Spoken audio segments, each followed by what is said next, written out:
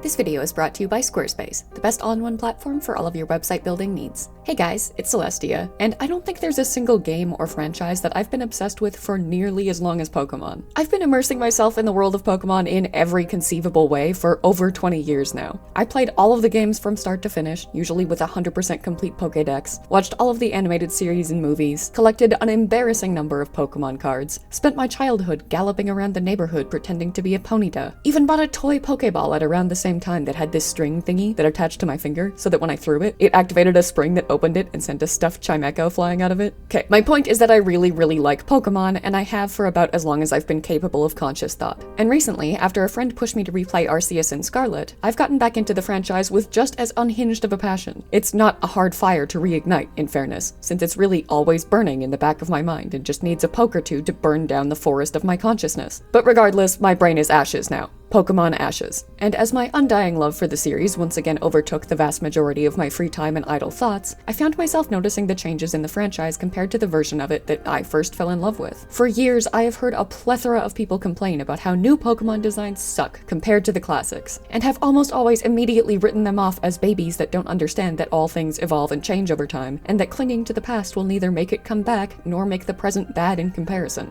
But replaying Scarlet, I found myself actually agreeing with the sentiment for the first time, and I wasn't entirely sure why. I looked at Pokemon like Impidimp and Tinkatuff and thought, not to sound like those Pokemon purist babies, but these just don't feel like real Pokemon. And it made me wonder if maybe I'd been too harsh in my judgment. Maybe the people complaining about similar feelings actually did have a reasonable basis for doing so. Some of them, at least. And that got me thinking. See, one of the things that's so great about Pokemon is that its art style is such a huge part of its appeal that even people who generally don't care that much about art find it charming and memorable and lovable. As a kid, I enjoyed collecting the trading cards as much as playing the games, because my favorite part of playing the games was encountering all of these unique and visually interesting and endearing creatures, and trying to find all of them. The designs of the Pokemon themselves were the biggest draw for me, so being able to collect card-sized illustrations in different styles of all of them gave both my art brain and my gaming brain an addictive amount of dopamine. And while the love most people have for the series probably isn't quite as art and design based as my own, with tons of fans enjoying the gameplay and battle system and plot significantly more, the designs of the Pokemon themselves and the style in which they're drawn do play a significant role in most people's enjoyment of the series. There's a certain charm to their simplicity, their cuteness, their goofiness, their uniqueness. It makes you genuinely want to catch them all. And I think that's a big part of the reason why new Pokemon don't feel like real Pokemon has been such an increasingly prevalent and scathing criticism in recent years. The art and design have always been so important to establishing the vibe of every aspect of the series that any changes to them are met with not just scrutiny but resistance. And the fact that I actually felt that resistance for the first time myself after having dismissed it as trivial for years almost immediately sent me into a deep diving spiral, trying to get to the bottom of why so many fans feel that by way of art and design style alone, new Pokemon have lost the uniqueness, charm, and creativity that made them, well, Pokemon, and why new generations just don't feel like real Pokemon anymore. That in mind, in today's video, I've decided to bring the results of that deep dive to all of you, and discuss how art style alone managed to have such a wide-reaching impact on hundreds of thousands of fans around the world, dividing them into argument after argument over what makes Pokemon really look like Pokemon, and equally importantly, whether or not there's actually any objective truth to the criticism that their designs have been getting worse with every new generation. Because let's be real, an art style with this much power to polarize so many people all around the world was obviously always going to be something I had to talk about, even if it didn't happen to belong to my favorite series of all time. But before we get into all that, I'd like to first take a moment to thank today's sponsor, Squarespace. Longtime viewers know Squarespace well, because they've been supporting the channel for an incredibly long time, and I physically cannot stop gushing about them to the point that it alarms people when I don't. That's because as far as I'm concerned, they're the best website building and hosting platform out there, an opinion I've held since long before I started working with them after using their tools to build my personal Duchess Celestia portfolio site. And while I and many other artists have used their templates to build beautiful sites of all kinds to share our art, ideas, thoughts, services, and more, something Squarespace's excellent SEO tools do wonders to help you get more eyes on, it's their online stores that I personally love the most. Whether you offer services, sell physical products, or even sell digital goods, Squarespace offers all the tools that you need to get your business up and running smoother than ever. From managing payments and inventory to shipping and fulfillment, they make every part of making and running an online store of any kind easy. And with Squarespace payments, it's just as easy for your customers too. They offer all of the most popular payment methods like Klarna, ACH Direct Debit, Apple Pay, Afterpay, and ClearPay, and even allow you the option to send individualized invoices to specific clients. So you can start accepting orders from all around the world world with just a few clicks. If you're more interested in marketing services than selling stuff though, they've got you covered with that too. Consultations, event management, editing, proofreading, commissions, the list goes on. Any service you want to offer, you can do it on Squarespace. With branded invoices that look both memorable and professional, easily managed online payments, a streamlined workflow, built-in appointment scheduling, email marketing tools, and so much more, they make sure that your business has everything it needs to thrive. Whether you're an artist in need of a portfolio, an entrepreneur building an online store, a creator setting up an interactive blog, or a small business owner making a landing page, Squarespace is the place to do it. And you can find out yourself by going to squarespace.com to get your own free trial today. And once you've built the perfect site that you're ready to launch, you can get 10% off your first purchase of a website or domain by going to squarespace.com/Duchess Celestia, linked in the description. Thank you so much to Squarespace for sponsoring today's video, and please go check them out. All that out of the way, let's get back to Pokemon. Such a massively popular and almost universally beloved franchise is naturally going to garner its fair share of criticism alongside its praise, especially after having been continuing on and developing in new ways for 29 years. It's older than I am, and just as naturally, a large number of those detractors are going to be your basic-ass old men yelling at clouds who are just mad at every change the series has undergone simply because it underwent any change at all, and they want it to stay exactly the same as it was back in their day. Up until recently, I had assumed that the seemingly endless number of people complaining that new Pokemon didn't look like real Pokemon anymore, and the art style of the series had lost its charm, fell into that category. But further investigation revealed, to my surprise, that they were not, in fact, old men yelling at clouds. Some of them were old fans yelling at some legitimate concerns. So what are they? How does the Pokemon art style have so much unique, memorable, iconic charm that any deviation from it even manages to alienate fans that aren't even there for the art in the first place? Why do so many longtime fans feel like new Pokemon designs don't feel like real Pokemon anymore? And what makes a Pokemon design feel like a Pokemon in the first place? I don't have all the answers, even after examining the issue with embarrassing dedication for an equally embarrassing amount of time. But I have found a few. 4, actually. So let's get into them. The 4 biggest reasons that, in my opinion, new Pokemon designs are losing their charm for so many fans, and whether or not each of those criticisms actually have any objective basis for them.